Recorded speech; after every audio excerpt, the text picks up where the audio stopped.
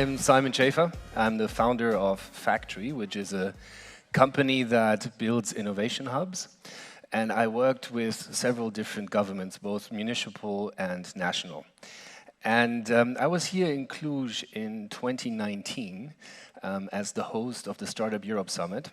And it was, as you will see, as a silver lining in what I do, it was bringing together the European Commission and Commissioner Gabriel with startup entrepreneurs, venture capitalists, in order to talk with each other.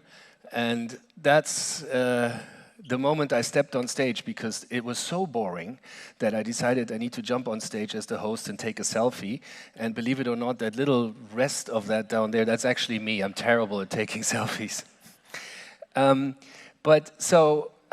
Really what I wanted to talk about today, I want to gauge the audience a little bit on who's in the room. And even though I can barely see you, I wanted to ask you, who of you here works in academics? Please raise your hand. All right, it's like Olivia did it earlier. Who of you works in policy making? Very few hands, okay. And who works in entrepreneurship or business as such? All right, because what's the common sort of philosophy since the 90s is that these three, as the triple helix of innovation, actually make the humus or the breeding ground for innovation to take place. And I myself, as a startup entrepreneur, I always kind of found that a little bit funny, because startups are not really having a seat at that table, in my understanding. They're usually challenging academia, they're challenging policymakers, and they're challenging the established industry. So in my book, this really looks a little bit more like this. And in the end, when you bring these people together, it doesn't matter whether it's a conference or a cluster, you really get a feeling for what's going well and what's not going so well. And when in 2016, after I founded TREI Berlin, and we did a lot of conferences bringing all these different people together, I was asked by the Portuguese government to come to Portugal and be the founding president of an entity called Startup Portugal, which is essentially trying to bridge between government and the industry or the startup culture to prevent stupid legislation from being designed by government, and to ask entrepreneurs what should really be done in order to help foster the ecosystem. I couldn't really say no.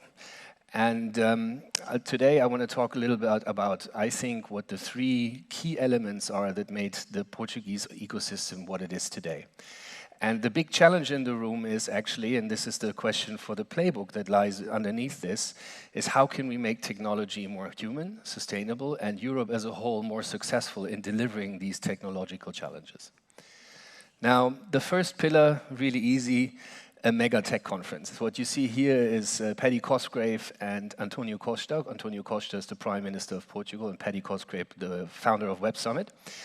And what Web Summit actually does is it brings startup and technology at the forefront of the public discussion in Portugal once a year. If you are a Secretary of State, if you are a minister, you'll be on TV talking about startups and technology and entrepreneurship, and you better know what you're talking about. So it really pushes the agenda, but it also, of course, brings a lot of people to that city in which it takes place, in this case, Lisbon.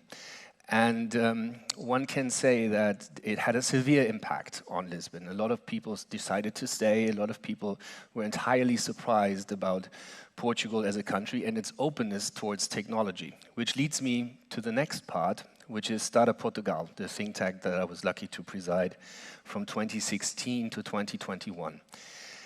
At Startup Portugal, the first mission that we had is to sort of bring a little bit of founders, startups expertise into government. And one example was we were asked, when we tried to give money to socially misrepresented children that want to found a company on a monthly basis, a salary to start your business, if we want to develop visa programs that are specific for entrepreneurs, how should we be doing that?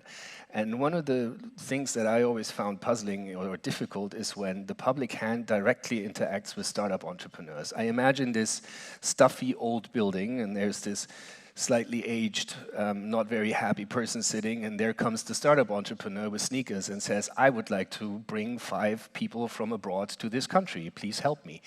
That's of course challenging, and it's a clash of cultures. So the first thing we installed was the national network of accelerators and incubators.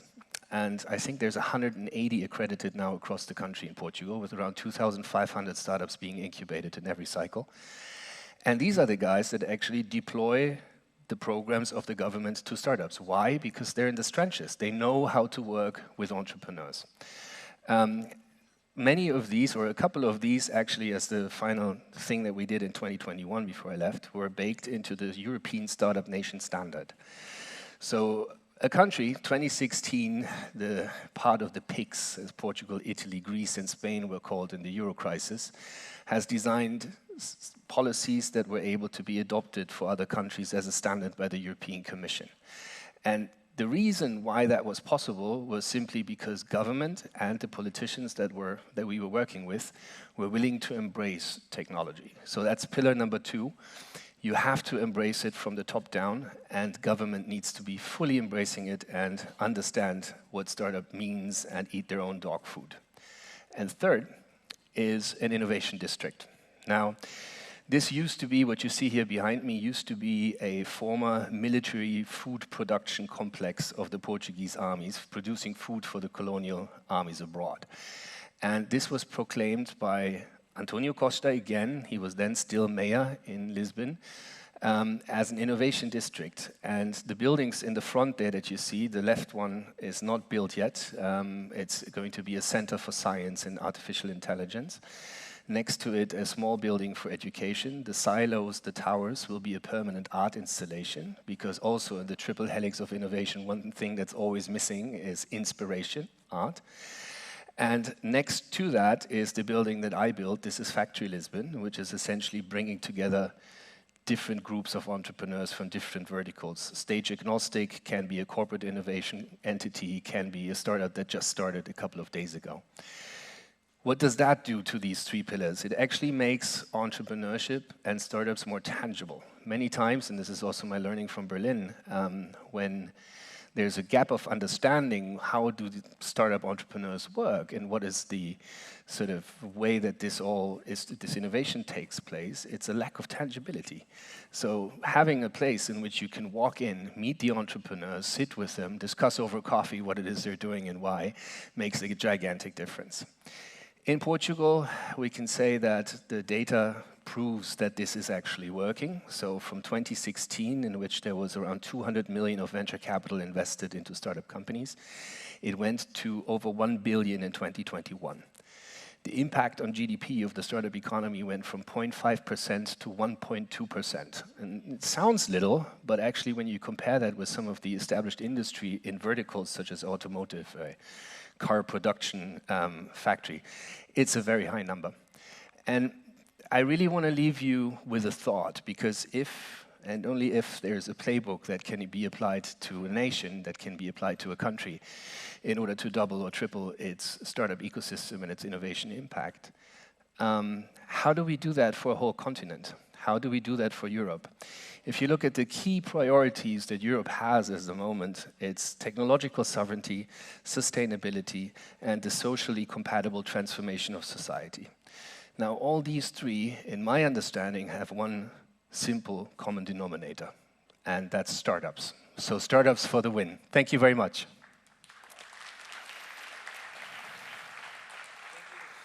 Yeah. Thank you very much. Yeah. Congratulations for the presentation. I think we need this kind of inspiring moments, and we need innovation hubs, and we need the public sector to invest in this kind of ideas. Thank you. And because I know you have to catch a flight quite soon. Yeah, no worries. Go directly to questions. Please. So we have, from our previous discussion, I have some questions, but we also have from the audience. Please tell us, which are your 3 key learnings that you can share with us, with the entrepreneurs and the startups, in working with the public sector? I mean, how did you manage to work as an entrepreneur with the government? Oh, first of all, I hated it. It was not fun. As an entrepreneur, I'm used to, move fast, break things, and be in the position to decide by myself. And then suddenly you have interest groups, associations, and other party members that are pulling from all sides on some strategy that you've designed. And I think one thing that's very important is endurance. You need to deal with a lot of things you don't want to deal with. A second thing, I think, is that you need to understand the motive usually politicians have. I'm not saying this is true for everyone. I'm not saying this is true for every sort of different governments there are. Municipal is very different to national. But it is mostly about votes and attention.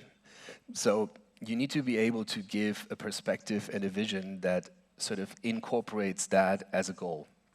Otherwise, you will just simply lack the support. And the third one, I think, that you need to accommodate is that usually it's about a short election cycle. So, and I heard this is specifically true in Romania, but if you only have a few years to look ahead, it's very difficult to implement a 10-year strategy. Yeah. So you need to create tangible results in a very fast-paced environment. Yeah. We started the acceleration, the accelerator INOVIX BCR 5 years ago, and I think in the past 5 years there were 8 to 10 ministers in the IT. So it's definitely difficult to make a long-term strategy. But we have authorities here and university representatives in the room. What advice would you give them in order to initiate a startup factory Cluj or a startup factory Brașov or Bucharest, big cities from Romania? What do they need to do? I think the biggest challenge is the basis of it, real estate. So real estate is a business that's hundreds of years old. And real estate has expectations at how much money needs to be made in which time, whether a bank can finance it, whether, you know, the whole spiel of the real estate industry.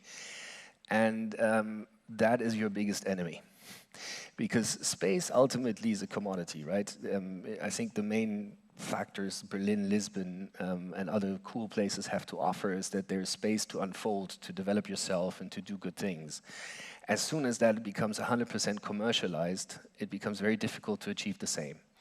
So in Factory Lisbon, what we designed is a system in which around 30% of the building is actually available as public spaces. So I can run a 600 people conference without spending a single euro on it.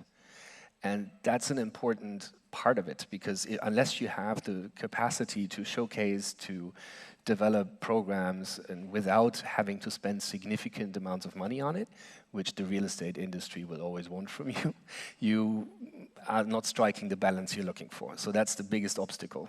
Find either very patient money, government money and funding, or find buildings that are so underused, in terrible condition, and obsolete in their current way they are, that it makes sense to turn them into something else.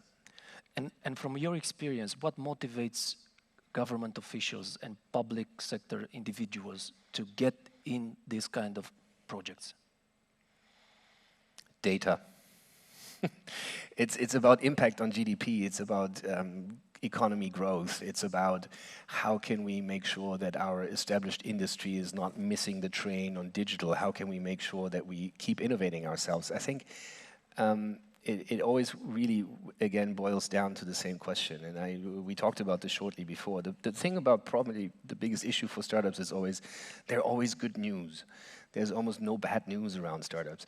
If you've raised money or you've hired a lot of people, you created a lot of jobs, that's nothing that politicians or the political realm considers a priority when there is bad news in other sectors.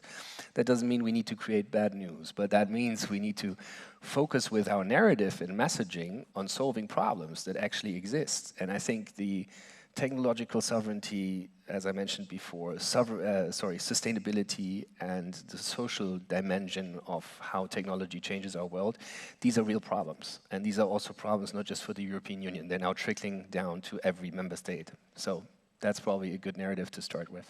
Yeah, and from our experience, the context is also important, because if the timing. What we tried 5 years ago didn't work because it was not the time, but what we are doing now, it's at the right time. You said in one interview that you don't want to let others to sell your time. And this is why you became an entrepreneur from the beginning.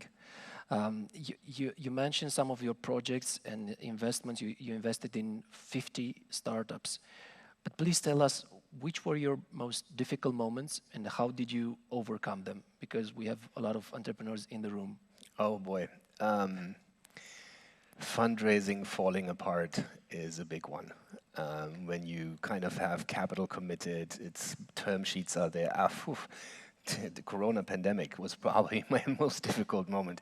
We were in the middle of construction of our beautiful building there, which had a 2-digit million budget. And the banks decided that commercial real estate is no longer financeable, so they pulled the term sheet and they're like, we need 7 million in 6 weeks. So I think these are always, many of the problems that you face as an entrepreneur sound insurmountable. They sound like they're impossible to deal with. And you need to build an elephant-sized skin against these issues and try to tackle them one at a time. And if you fail, you fail. I mean, what are you going to do about it, right? You tried. But to take the panic out of the room, even though there's terrible news, and deal with it, I think is the most important thing that makes me sleep okay-ish. Okay. You invested a lot of resources between 2016 and 2021 in Startup Portugal. We didn't have time to discuss on which are your future plans. So what are you planning to do from now on? Sure. Look, I think the nexus of working with government, working with entrepreneurship, and trying to build these places is a very interesting, is fulfilling me with joy. I mean, if you see that the data backs up what you came up with as a strategy, that's a very fulfilling moment. It's not the applause or the news articles or the interviews, who cares? It's about actually designing something for impact and then realizing it does have impact.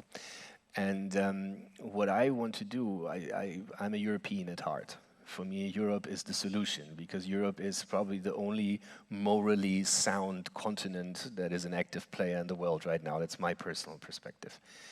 And I want to build a factory in every capital of every member state. And if I have so many of them that we are working with, that's quite a good network of entrepreneurs that we can connect. So ultimately, that's my goal. And we will always do this with government. And not the only, but one reason is because almost impossible to get a building permit if you're not working with government. Yeah. And you said at one moment that you accepted to go to Lisbon because it reminded you of Berlin in late 90s and beginning of 2000. Yeah. Which is the next Lisbon in Europe? Funny enough, my first campaign, we did the campaign for Web Summit when we, for the country of Portugal during Web Summit. First time in 2016, my first campaign, ours was, this is not the new Berlin, this is Lisbon, this is Portugal. Because that's a difficult label, right? And I think something different is happening. I think what we see both with the pandemic, the new work from home reality, also with AI, people want to work from where they want and not where people think that they should be working. So I think the big cities such as London, Paris, Berlin, they're losing their attractiveness, because why would I pay 5 times the money for an apartment if I can live near an ocean or a mountain for a quarter of that? So in my eyes, this is shifting, and our choice of where we want to be on this planet has just significantly improved. And so with that, you know, I think that's what to solve for. That's what to solve the X for. There's no next Lisbon. There is probably Europe as a whole that has so many cities that have a similar potential. And we're just starting with the digital age. I mean, look, we're, what, 20 years in? That's very early. How long did it take us to overcome the industrial age? So things are happening very fast. What I advise you is to follow what Simon is doing, and if there are any authorities interested in this kind of projects, he's the man to contact. So thank you, Simon, very much for accepting our invitation, and looking forward to see you again. Thank you for having me. Thank you. Thank you.